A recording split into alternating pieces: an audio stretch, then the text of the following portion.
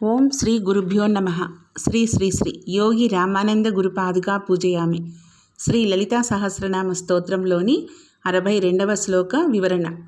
ధ్యానధాతృధ్యేయ రూప ధర్మ వివర్జిత విశ్వరూప జాగరిణి స్వపంతి తేజసాత్మిక. ఇప్పుడు వచ్చే నామాలన్నీ కూడా పూర్తి వేదాంతాలకు సంబంధించినవి. అర్థం కావడం చాలా కష్టంగా ఉంటుంది. మానస సరోవరం వరకు వెళ్ళిన తర్వాత చాలామంది పరిక్రమ చేయలేమని తిరిగి వచ్చేస్తారు. మనము లలితా సహస్రనామ వివరణ అనే పరిక్రమ కష్టపడి ఇష్టపడి చేద్దాం. ఫలితం తప్పక ఉంటుంది. మనకు అన్నీ పాటించడం చాలా కష్టం, చేయలేం కూడా. కానీ మనం ఇవన్నీ ఉన్నాయని తెలుసుకుంటున్నాం. ఇవన్నీ కూడా 1-2 సార్లు చదివితేనే వింటేనే మనకు అర్థమవుతుంది. ఈ నామాల్లో ముందుగా ధ్యానధాతృ ధ్యేయ రూప అంటే ధ్యాన ధాతృ ధ్యేయాలే రూపంగా కలిగినది అని అర్థం. ధ్యానం అంటే ఉపాసన క్రియ, ధ్యాత అంటే ఉపాసకుడు, కర్త, చేసేవాడు అన్నమాట. ధ్యేయము అంటే ఉపాస్య దేవత. ఈ మూడింటి యొక్క సమిష్టి రూపమే దేవి. త్రిపుటి యొక్క సమైక్య రూపమే దేవి అని ఇంతకుముందు చెప్పుకున్నాం. ధ్యానం అంటే బుద్ధిని స్థిరం చేయడం. ఈ ధ్యానం అనేది సగుణ ధ్యానం, నిర్గుణ ధ్యానం అని 2 రకాలున్నాయి. సగుణ ధ్యానంలో త్రిపుటి అంటే ధ్యాన ధాతృ ధ్యేయాలు ఉంటాయి. కానీ నిర్గుణ ధ్యానంలో అవేవి ఉండవన్నమాట. అన్నీ ఒకటే. అందుకే మంత్రము, మంత్రాధిదేవత, మంత్రం చేసేవాడు ముగ్గురు ఒకటే. పరదేవత మంత్రం మాదిరిగానే గురు శిష్యులకు కూడా గణేశాది రూపత్వం ఉన్నదని భాస్కర రాయలు వారు తమ పరివ్యాస్య రహస్యంలో వ్రాసారు. ఒక పదార్థం వండుతున్నప్పుడు దానికి కావలసిన వస్తువులన్నీ విడివిడిగా మనకు కనిపిస్తూ ఉంటాయి. అదే పదార్థము అంతా వండి తయారైనప్పుడు అక్కడ మనకు అంతా ఒకటిగానే కనిపిస్తుందే కానీ విడివిడిగా అందులో ఏమేమి వేశారనేది కనిపించదు. చూడటంలో అన్నీ లీనమై రుచిలో కూడా అనుభూతి మాత్రం మిగులుతుంది. అలాగే ధ్యానంలో ధ్యాత, ధ్యేయం, అనుభూతి ఒక్కటే వర్తిస్తుంది. ఆ అనుభూతే అమ్మవారు. ఈ స్థితిలో ధ్యాన ధాతృ ధ్యేయాల సమిష్టి సమైక్య రూపమే అమ్మ అని ఈ నామానికి అర్థం. మంత్రజపము చేస్తున్న వ్యక్తి, మంత్రాది దేవత 3 ఒక్కటిగా చేసే భావనకు చేరుకోవాలి. మొదట మంత్రాన్ని ఏకాగ్రత కోసం జపమాల ఉపయోగిస్తారు. అలాగే మంత్రాన్ని పెదవుల కదలికతో స్మరిస్తారు. ఆ ఉపాసించే దేవతను ఎదురుగా పూజిస్తారు. ఇక్కడ దేనికదే విడివిడిగా కనిపిస్తుంది. సాధనకు మనసు, బుద్ధి, ఏకాగ్రత సాధించాక మంత్రాన్ని నోటితో, శబ్దంతో కాకుండా మనసులో జపం చేయాలి. జపమాలను ఆ స్థాయిలో ఉపయోగించకూడదు. శ్వాస నెమ్మదిగా తీసుకుంటూ మంత్రాన్ని స్మరిస్తూ మంత్రాది దేవతను మనసులో దర్శనం అంటే ఆ రూపాన్ని ఊహించాలన్నమాట. విగ్రహాన్ని ఎదురుగా చూస్తూ పూజ చేసినట్లుగా మనసులో ఆ రూపంలో ప్రతిష్ట అవ్వాలి. ఇప్పుడు మంత్రము జపిస్తున్న వ్యక్తి, మంత్రాది దేవత అంతా ఒకటే స్థితిలో ఉన్నారు. ఇదే అసలైన ధ్యానం. ఉపాసనా స్థితిలో మంత్రం త్వరగా సిద్ధించటంతో పాటు ధ్యానంలో ఉన్నత స్థాయికి కూడా చేరుకొని మంత్రాది దేవత దర్శనం కూడా కలుగుతుంది. ధ్యాన ధాతృ ధ్యేయ సమిష్టి సమైక్య స్వరూపమే జగన్మాత అని ఈ నామానికి అర్థం. తర్వాతి నామం ధర్మ వివర్జిత అంటే విహిత కర్మ, అవిహిత కర్మలు లేనిది అని అర్థం. ఎంత జాగ్రత్తగా త్రికరణ శుద్ధిగా చేసినా ఒక్కొక్కప్పుడు చేసిన పనికి అనుకున్నట్లుగా ఫలితం రాకపోవచ్చు. జరిగే పనులన్నీ అమ్మవారి సంకల్పం ప్రకారమే జరుగుతాయి. కాబట్టి అజాగ్రత్తగా చేసినా, త్రికరణ శుద్ధిగా చేసినా జరగవలసిన పనే మన వల్ల జరిగి రావలసిన ఫలితమే వస్తుంది. కానీ జరగకూడని పని మన వల్ల జరగదు, రాకూడని ఫలితం రాదు అని అర్థం చేసుకోవాలి. ఎంత ప్రయత్నం చేసినా కొన్ని జరగవు అంటే అది జరిగే అవకాశమే లేదు. కనుక మనం ఎంత చేసినా ఆ పని పూర్తి కాదు. అదే ఏదైనా పని మన దగ్గర చేయించాలి అని అమ్మవారి సంకల్పం అయితే అది మన ప్రమేయం లేకుండానే పూర్తి చేయగలుగుతాం. అంటే మనకు ఏది దక్కాలి, ఏది చేయాలి అని ఆ తల్లే నిర్ణయిస్తారు. ఇది మంచి పనులకు మాత్రమే అన్నమాట. ఈ మంచి చెడులు, ధర్మాధర్మాలు, అనుకూల ప్రతికూలాలు, కలిసి రావడము, కలిసి రాకపోవడము ఇవన్నీ కూడా మన దృక్పథాన్ని బట్టి, మన మనోవాంఛితాలను బట్టి ఉంటాయి. కానీ అసలు విశ్వంలో ఏది జరగాలో, ఎలా జరగాలో, ఎలాంటి ఫలితం రావాలో అనేది అమ్మవారి సంకల్పాన్ని బట్టే ఉంటుంది. అంటే కర్తవ్య నిర్వహణలో బాధ్యతలు పూర్తి చేసి ఫలితము భగవంతునికి విడిచిపెట్టాలి అని ఈ నామానికి అర్థం. తర్వాతి నామం విశ్వరూప, విశ్వం యొక్క రూపమైనది అని అర్థం. తారకలు, గ్రహాలు, ఉపగ్రహాదులతో కూడినటువంటి ఉన్నదే విశ్వం. ఇవన్నీ బాహ్యంగా మనకు కనపడే బ్రహ్మాండానికి సంబంధించినవి. ఇవన్నీ సూక్ష్మ రూపంలో పిండాండంలో కూడా ఉంటాయి. అంతకంటే సూక్ష్మాతి సూక్ష్మ రూపంలో పరమాణు కేంద్రకాల్లో కూడా ఉంటాయి. ఈ విధమైన స్థూల సూక్ష్మ రూపాల్లో ఉన్న సమస్తము విశ్వమే అవుతుంది. ఈ విశ్వమే అమ్మవారి రూపం. రెంటికి భేదం లేదన్నమాట. అమ్మవారిని చూడాలన్నా, అర్థం చేసుకోవాలన్నా విశ్వాన్ని బాగా అవగాహన చేసుకోవాలి. సాధారణంగా జాగృతావస్థ, స్వప్నావస్థ, సుషుప్తావస్థ అనే 3 రకాల అవస్థల్లో జీవుడు ఉంటాడు. జాగృతావస్థ అంటే మెలకువగా ఉన్నప్పటి స్థితి. స్వప్నావస్థ అంటే కలగనేటప్పుడు ఉండేటటువంటి స్థితి. సుషుప్తావస్థ అంటే నిద్రలో ఉన్నప్పటి స్థితి. ఈ స్థితుల అభిమాన జీవులను సూచించడానికి సంకేతించే అమ్మవారి నామాలను ఈ నామం నుండి వివరించడం జరుగుతోంది.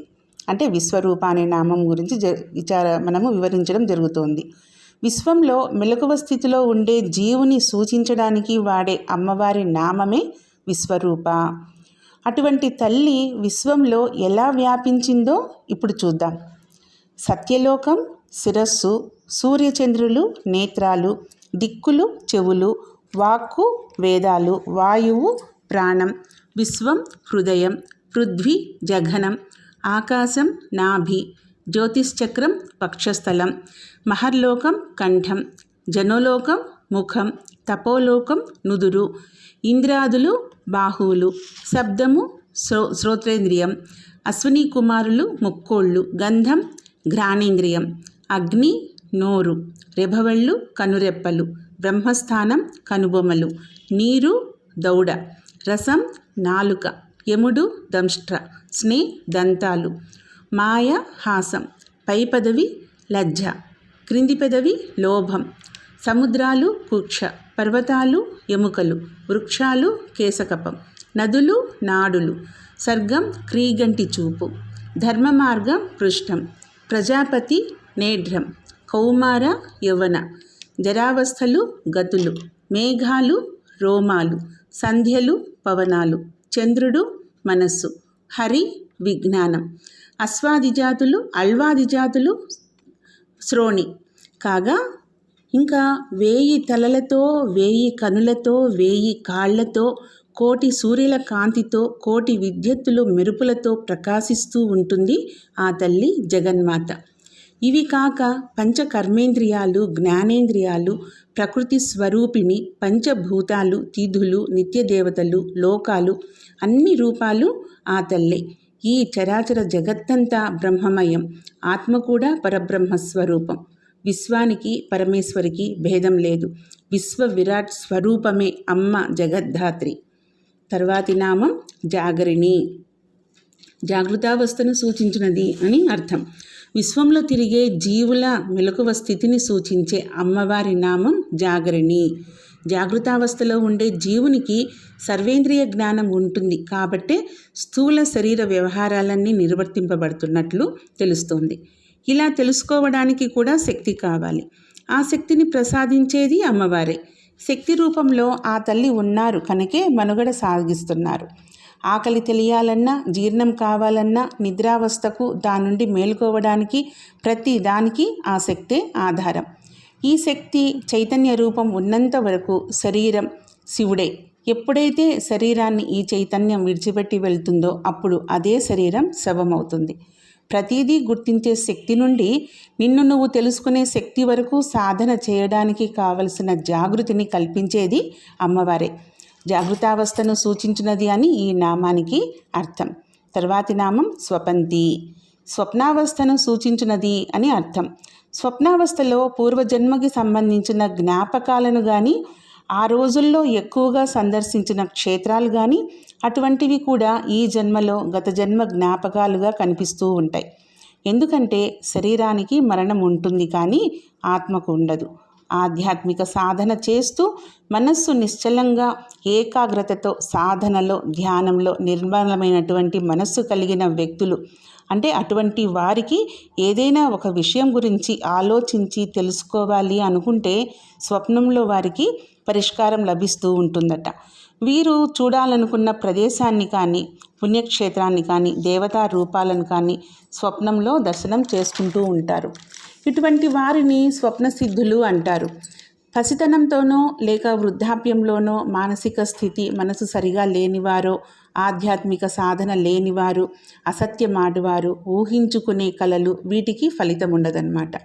నిత్యం దైవనామ స్మరణతో ఉండేవాళ్ళు, దేవి ఉపాసకులు, పాజిటివ్ మెడిటేషన్ చేసేవారికి స్వప్నంలో సూచనలు లభిస్తూ ఉంటాయి.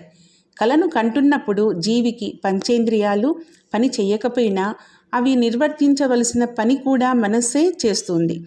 స్వప్నంలో చూడబడే దృశ్యాలు, సన్నివేశాలు, సంఘటనలు, వస్తువులు, వ్యక్తులు అన్నీ కలలు గంటున్న జీవి మనస్సుతోనే చేయబడతాయి.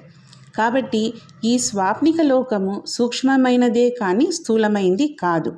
ఈ స్వప్నావస్థలో ఉండే జీవుని సూచించే అమ్మవారి నామాన్ని స్వపంతి అంటారు. తర్వాతి నామం తైజసాత్మిక. తేజస్సు వంటి సూక్ష్మ స్వప్నావస్థకు అధిష్టాత్రి అని అర్థం. స్వప్నావస్థలోని జీవుని యొక్క సూక్ష్మ లోక స్థితిని సూచించే అమ్మవారి నామాన్ని తైజసాత్మిక అంటారు. సూక్ష్మ శరీరము స్థూల శరీరానికి లోపల ఉంటుంది, కంటికి కనిపించదు. శరీరం ఏర్పడటంలో ముందుగా కారణ శరీరం, పిదప సూక్ష్మ శరీరం, ఆ తర్వాత స్థూల శరీరం ఏర్పడతాయి. ఒకదానికొకటి లోపలగా స్థూల శరీరంలో సూక్ష్మ శరీరం, సూక్ష్మ శరీరంలో కారణ శరీరం ఉంటాయి. ప్రాణమే పంచ ప్రాణాలుగా సూక్ష్మ శరీరాన్ని స్థూల శరీరంతో అనుసంధానం చేస్తుంది. తైజస్సుడు దీని అభిమాని. తైజసాత్మిక అంటే తేజస్సు వంటి సూక్ష్మ స్వప్నావస్థకు అధిష్టాత్రి అమ్మవారు. ఈ సూక్ష్మ శరీరం చిదాత్మ స్వరూపుడైన పురుషుని సాధనకు కారణమై ఉంటుంది. సాధనం అంటే మరణానంతరము వివిధ లోకాల్లోకి శరీరాల్లోకి ఇదే ప్రయాణం చేస్తూ ఉంటుంది. స్థూల శరీరం పడిపోగానే జీవుడు ఈ సూక్ష్మ శరీరంతో యాతాయాతలు చేస్తూ ఉంటాడు. వాస్తవానికి ఇవి జీవుడికి లేవు, ఇవి సూక్ష్మ శరీరానికే. సూక్ష్మ శరీరం ఎక్కడికి వెళితే అక్కడ ఆత్మ ఉంటుంది, అక్కడ ఆ శరీరంతో సంబంధపడుతుంది. దేశ కాల మాన పరిస్థితులను అధిగమించి ఈ సూక్ష్మ శరీరము పయనించగలుగుతుంది. ఇది మరణానికి ముందు చేసిన తప్పప్పులను బేరీజేసుకొని చేసిన పనులకు పశ్చాత్తాపపడి తనంత తానే ఒక నిర్ణయానికి వస్తుందంటారు. స్వచ్ఛందంగా తనెలా పుడితే ఉద్ధరించబడుతుందో, ఎలాంటి జీవితాన్ని గడపాలనుకునుందో, ఎలాంటి శరీరాన్ని పొందాలో ఇవన్నీ నిర్ణయించుకుంటుంది. తిరిగి జన్మించగానే తన నిర్ణయాలన్నీ మరచి దృశ్య ప్రపంచం వైపు అనురాగంతో ఈ జనన మరణ చక్రంలో పరిభ్రమిస్తూ ఉంటుంది. అంటే మన తలరాతను మనమే రాసుకుంటున్నామన్నమాట. స్వప్నావస్థ యొక్క సూక్ష్మ లక్షణ స్వరూపమని ఈ నామానికి అర్థం. ఓం శ్రీమాత్రే నమః. ఓం శ్రీ గురుభ్యో నమః.